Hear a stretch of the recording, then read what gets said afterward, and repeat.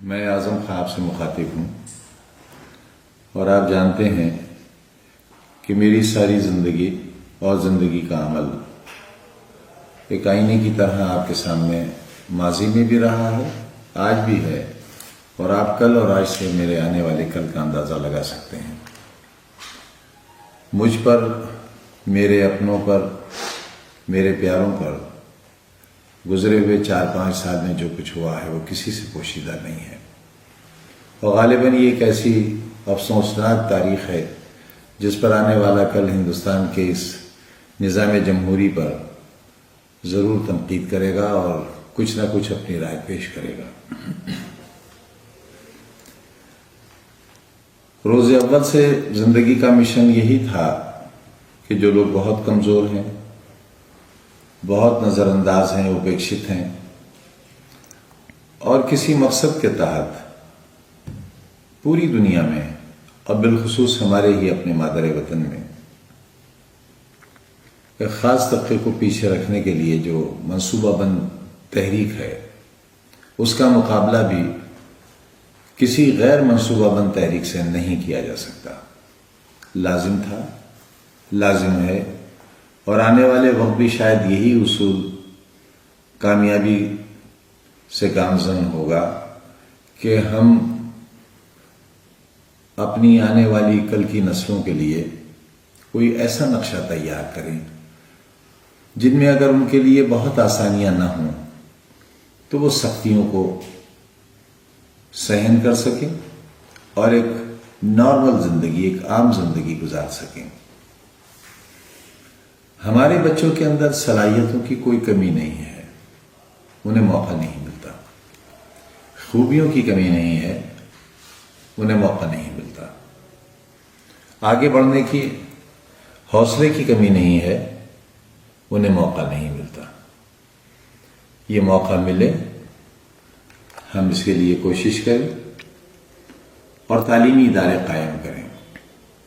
میں ان تمام لوگوں سے، صاحب حیثیت لوگوں سے، صاحب اقتدار سے جو طاقت میں ہیں، چاہے وہ سیاسی طور پر ہوں، مالی طور پر ہوں، افسر ہوں، ریٹائرڈ ہوں، سروس میں ہوں، جو جذبہ رکھتے ہیں، لیکن وہ جذبہ جو صرف اپنی حد تک ہو، ڈرائنگ روم میں بیٹھ کر اس کو ڈسکس کر لینے کی حد تک، رائے دینے کی حد تک ہو، ایسی رائے سے قوموں کی تقدیر نہیں بنتی۔ قومیں تو بہت بڑی چیز ہیں، کسی قبیلے، کسی گھر اور کسی فرد کی تقدیر بھی نہیں بنتی۔ ارادہ کریں، اگر میرے جیسا کمزور آدمی اتنے بڑے مشن کو پائے تکمیل تک پہنچا سکتا ہے تو میری ہی پڑوس کے ضلع میں نہ جانے کتنے رئیس رہتے ہیں، میرے ملک میں، میرے پردیش میں نہ جانے کتنے لوگ دولت مند رہتے ہیں، نہ جانے کتنی ایسی آرگنائزیشنز ہیں جن کے پاس بہت وسائل ہیں لیکن ان کا صحیح استعمال نہیں ہے۔ یہاں تک کہ ہمارے زکوٰۃ کے پیسے کا صحیح استعمال نہیں ہے۔ اگر ہم اس پیسے کا استعمال اپنی دولت کا، اپنے اخراجات کا، اپنے دوست احباب پر خرچ کرنے کا، اپنے سیر و تفریح پر خرچ کرنے کا، اپنی شان و شوکت پر خرچ کرنے کا، اپنی رہائش پر خرچ کرنے کا، اپنی زندگی کی دیکھ بھال پر خرچ کرنے کا پیسہ اگر ایک حصہ بھی آنے والی نسل کو پڑھانے کے لیے خرچ کرنے لگیں تو یہ بڑی خدمت ہوگی۔ میں خدمت تو نہیں کہتا، ایک کوشش ہے، ایک یونیورسٹی بنائی ہے، اسکول بنائے ہیں، یہ بات بھی صحیح ہے کہ اس کے ساتھ بہت ہی نازیبا سلوک ہو رہا ہے، اور ہم کیسے برداشت کر رہے ہیں۔ ہمیں تو اپنی قوت برداشت پر کبھی کبھی حیرت بھی ہوتی ہے کہ ہم ہڈی گوشت کے بنے ہوئے انسان ہیں بھی یا نہیں ہیں، کوئی پتھر کی پہاڑی تو نہیں ہے، کوئی فولاد کا دریا تو نہیں ہے جو بہتا ہے لیکن فولادی طاقت سے۔ ہمارے اندر احساس بھی ہے، ہمیں غم بھی ہوتا ہے، تکلیف بھی ہوتی ہے، انگارہ ہمارے سر پر رکھا جاتا ہے تو اس کی تپش بھی محسوس ہوتی ہے، لیکن یہ سب کچھ برداشت کرتے ہیں اس لیے کہ ہم نے جو اپنے آپ سے عہد لیا ہے، میرے اپنوں نے، میرے احباب نے جو عہد لیا ہے، جو ہمارے ساتھ جیلوں میں رہے، آج بھی ہیں، جنہوں نے سختیاں سہیں، آج بھی سختیاں سہ رہے ہیں، جو برباد کر دیے گئے، لیکن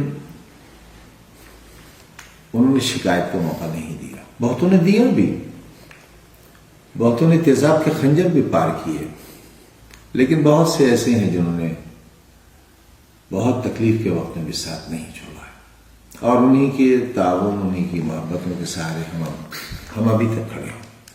آپ سے صرف ایک اپیل کرنا چاہتے ہیں. یہ تعلیم گاہ میری تربیت گاہ بھی ہے، اور یہ آپ کے آنے والی نسلوں کا سنہرا خواب ہے. اسے ٹوٹنے مت دیجیے. کوئی دولت، کوئی طاقت شاید اب اسے اتنا نہیں بچا سکتی جتنا طلباء کی تعداد اسے بچا سکتی ہے.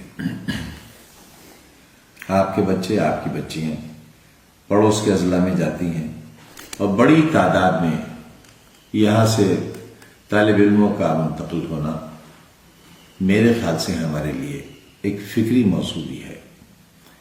بچے ہمیشہ یہی چاہتے ہیں کہ ان کو باہر جانے کا موقع ملے، گھر سے نکلنے کا موقع ملے، لیکن وہ یہ نہیں جانتے کہ چند سالہ زندگی جو ان کی تعلیمی زندگی ہے وہ ان کی قبر تک بچنے والی زندگی پر بہت بھاری گزر سکتی ہے.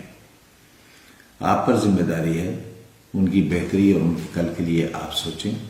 ان اداروں کی جا کر جو ہمارے ضلع کے دائیں اور بائیں بنے ہوئے ہیں ان کا تعلیمی معیار دیکھیں، وہاں کا ماحول دیکھیں، وہاں کی زندگی دیکھیں، وہاں کا اخلاق دیکھیں، وہاں کے جینے اور مرنے کے اور چلنے اور پھرنے کے طریقے دیکھیں.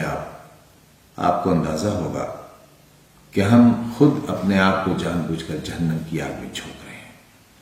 پھر ایک بار آپ جوہر یونیورسٹی بھی آ کر دیکھیے، یہاں کا ماحول دیکھیے، یہاں کی خوشنما فضاؤں کو دیکھیے، یہاں کے ٹھنڈے ماحول کو دیکھیے، آب و ہوا دیکھیے، یہاں کی ہریالی دیکھیے، آپ عمارتوں کا حسن دیکھیے، یہاں اساتذہ کی محنت دیکھیے، ہمارے طالب علموں کی شرافت اور ان کے پڑھنے اور یہاں رہنے اور جینے کا انداز دیکھیے، آپ ہماری تربیت دیکھیے آپ آ کر یہاں.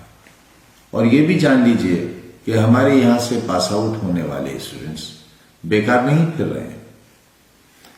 ہم یہاں پلیسمنٹ کا کوئی وعدہ ماضی میں نہیں کرتے رہے ہیں. مستقبل میں کیا ہوگا یہ نہیں جانتے، لیکن ماضی میں نہیں کرتے رہے.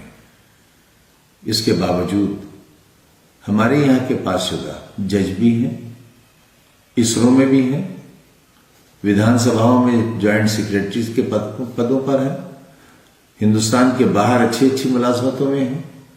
اور اگر آپ سے میں یہ کہوں کہ صرف وہی بچہ خالی ملے گا آپ کو جس نے سروس نہ کرنی چاہیے ہو، ورنہ ہمارے یہاں کے پاس شدہ طالب علم کوئی خالی نہیں ہے. ہمارے یہاں پیرامیڈیکل میں، فارمیسی میں، ایگریکلچر میں ان کا کورس ختم ہونے سے 6 مہینے پہلے اپائنٹمنٹ لیٹر آ جاتے ہیں. معلوم ہے لوگوں کو کہ ہمارے یہاں پڑھائی ہوتی ہے. ہمارے یہاں فیس اٹینڈنس لگانے کے لیے نہیں لی جاتی بلکہ بچوں کو تعلیم دینے کے لیے ہی فیس لی جاتی ہے. آپ ایک بہتر ماحول اور بہتر مستقبل کے لیے، ایک بہتر کل کے لیے اپنے آنے والی نسلوں کا خیال رکھیے، ان کے لیے بہتر فیصلہ کیجیے، اور کم سے کم ایک بار آپ خود یا ان بچوں کو اپنے ساتھ لا کر اس یونیورسٹی کا دورہ کیجیے. ہو سکے تو مجھ سے بھی ملاقات کیجیے. میں یہاں آپ سے ملوں گا، آپ کے سوالات کا جواب دوں گا. آپ ہمارا انجینئرنگ کالج تو دیکھیے، IIT کی ٹکر کے ہمارے انجینئرنگ کالج ہیں. ہماری لیبس دیکھیے آپ، کتنی ماڈرن لیبس ہیں ہماری. شاید ہی قریب کی یونیورسٹیز میں ایسی لیبس ہوں. جو سہولتیں ہمارے یہاں ہیں، ہمارے ہاسٹل کی سہولت، وہاں کے کھانے پینے کی سہولت، وہاں کے کھانے کا اسٹینڈرڈ آپ آ کر دیکھیے، ایک بار کھا کر دیکھیے، فیصلہ کیجیے کیا بہتر ہے. اسی درخواست کے ساتھ یہ ادارہ آپ کا ہے. اگر آپ ہی اس کو نہیں سنبھالیں گے تو شاید اس کی اینٹ اور تارے کی بنیادیں اس کو سنبھالنے میں ناکام رہیں گی. بہت بہت شکریہ.